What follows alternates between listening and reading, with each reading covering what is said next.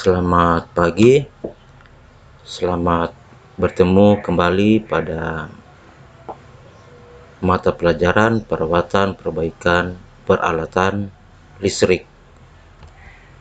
Yang hari ini kita akan belajar tentang perawatan setrika listrik untuk kelas 12 teknik instalasi tenaga listrik, yang dimana untuk guru bidang studinya masih tetap.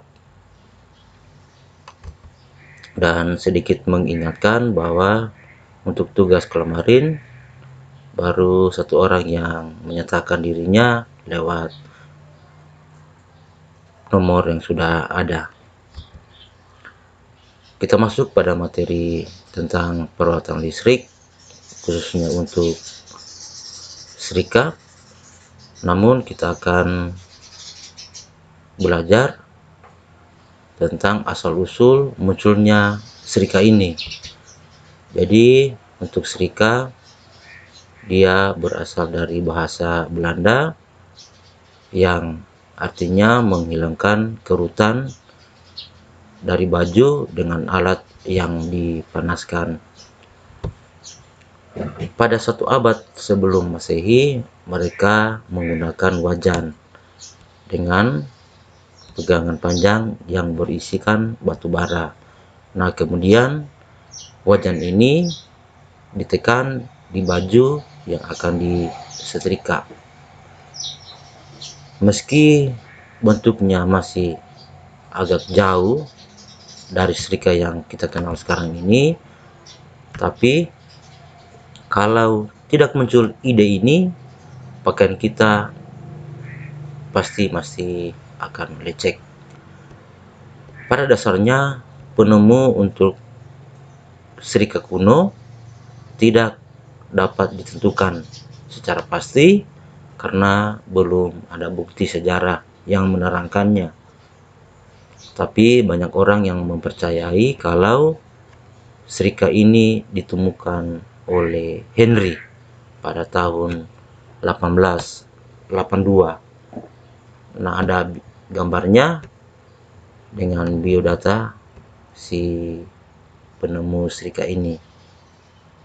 Kelahirannya tanggal 20 Mei 1961. Untuk pendidikannya di Universitas August Göttingen, Universitas Wislen. Selanjutnya, setrika yang digunakan oleh bangsa Romawi pada saat itu dinamakan prelum. Seiring dengan berjalannya waktu, setrika juga terus mengalami perkembangan. Awal abad ke-17, orang menggunakan setrika dengan sebutan sadiron. Setrika jenis ini berbentuk potongan logam yang tebal dengan permukaan rata dan diberi pegangan. Pada periode ini, setrika kemudian disempurnakan menjadi kotak logam yang bergagang dan dapat diberi bara api. Yang selanjutnya, perkembangan desain setrika seperti yang kita kenal saat ini.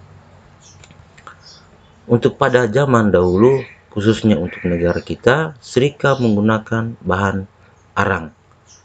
Banyak dimiliki walaupun mereka telah memiliki listrik.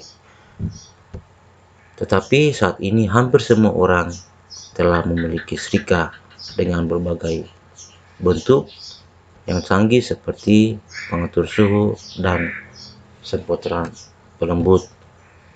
Ini untuk setrika yang sebutannya sadiron.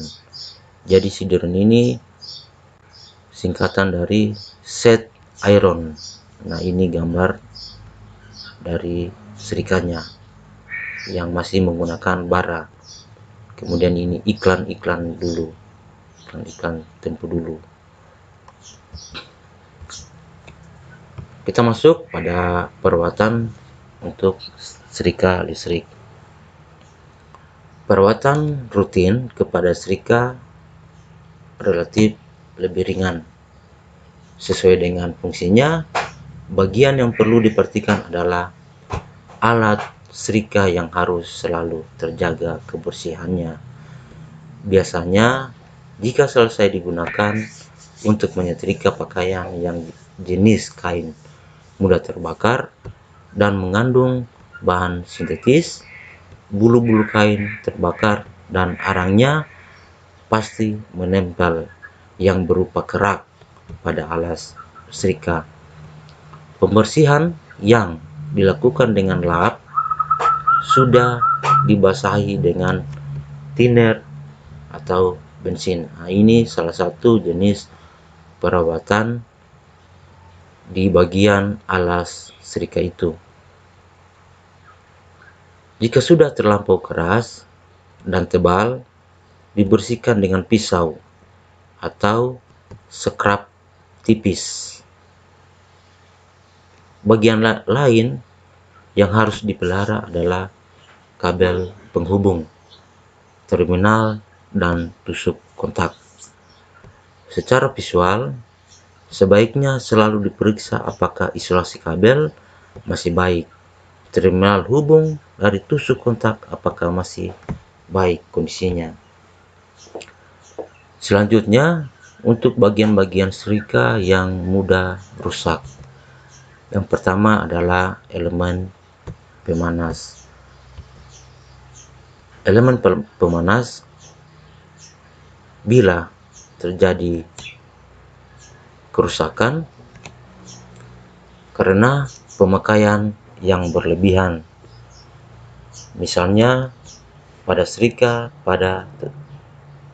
tanpa pengatur panas atau termostat yang rusak sehingga fungsi kontrolnya tidak bekerja. Ada kemungkinan salah satu pemakaian tegangan, terutama untuk serika baru. Kemudian kawat elemen rusak atau putus. Kemudian isolasi elemen rusak sehingga terjadi hubung singkat kebubahan listrik. Yang berikut adalah kabel penghubung. Untuk kabel penghubung ini kerusakannya terjadi disebabkan ada beberapa bagian. Yang pertama, salah satu kawat atau keduanya putus akibat sering dipuntir waktu digunakan atau terlipat-lipat pada saat penyimpanan. Yang berikut, kabel terlalu kecil sehingga menjadi terlalu panas saat digunakan. Isolasi mudah rusak sehingga mudah mengakibatkan terjadinya hubung singkat. Yang berikut adalah kabelnya sudah tua. Jadi bagian-bagian serika yang mudah rusak, yang pertama adalah elemen pemanas dengan penjelasan sebagai berikut. Kemudian ada juga kabel penghubung yang kerusakannya ada 3 tahap. Masih dari bagian-bagian serika yang mudah rusak, yang berikut adalah terminal dan tusuk kontak. Kerusakan pada terminal hubung kabel baik yang dilepas atau yang tidak terjadi karena kontak yang melonggar, sehingga saat hubung lepas menimbulkan bunga api dan meninggalkan arang. Juga karena panas yang berlebihan atau porselin tusuk kontak hubung pecah, pegas terjepit, hangus, atau merenggang.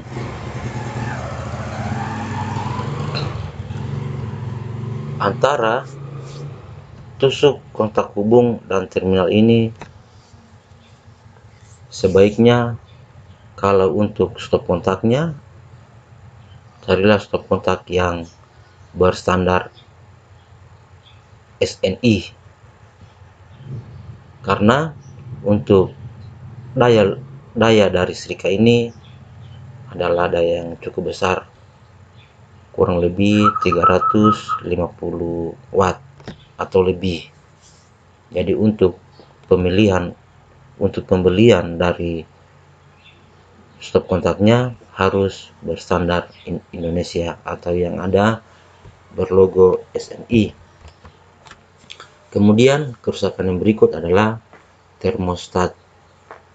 Nah, kerusakan pada bagian ini terjadi akibat pemakaian tidak mematuhi petunjuk pengaturan pemakaiannya, atau sering setrika pernah jatuh sehingga mengubah susunan mekanis dari bahan ini.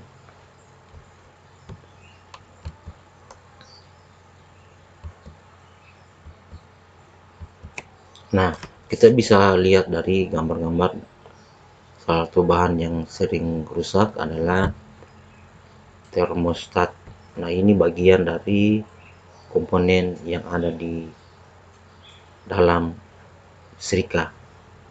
Jadi termostat ini dia berfungsi untuk pengaturan suhu panas. Kemudian dia juga bekerja sebagai otomatis. Pada saat panasnya sudah lebih, alat ini atau bahan ini yang berfungsi untuk mematikan setrikanya itu. Nah, ini yang bagian-bagian yang dari penjelasan tadi, inilah bagian-bagian yang sering rusak. Dari gambar pertama ini, kerusakan pada elemen, kita bisa lihat elemennya ini sudah melebihi dari panas, jadi agak sedikit meleleh. Kemudian gambar yang kedua ini adalah bahan yang menempel berupa kerak. Nah, ini yang tadi dijelaskan. Untuk perawatannya kita menggunakan bensin atau thinner. Kerusakan yang kedua yang berikut, kabel yang terkelupas. Nah, untuk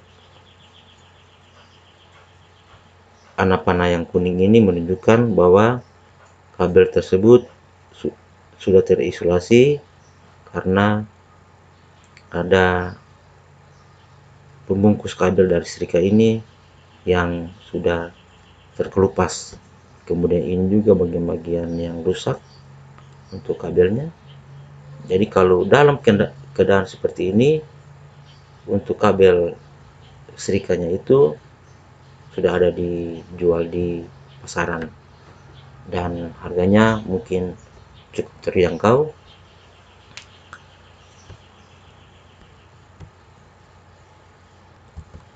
Nah, inilah yang tadi penjelasan tadi untuk kabel untuk setrika yang terminalnya dapat dilepas. Nah, ini setrika yang keluarannya di tahun-tahun 90-an. Jadi selain dia dicabut dari stop kontak, ini kabel untuk kabel setrikanya bisa dicabut seperti pada gambar ini. Kita bisa lihat gambar ini bisa dicabut dan bisa dipasang kembali. Tapi untuk setrika jenis ini sudah tidak ada lagi di pasaran. Yang gambar keduanya ini adalah setrika kabel yang tidak dapat dilepas, sudah paten dari pabriknya. Hanya saja kalau untuk mengganti kabel, kita membuka bagian belakang dari setrika ini yang seperti tugas kelmarin. Tugas kelmarin di materi kelmarin mengirim gambar dengan membuka bagian dari setrika itu. Nah, ini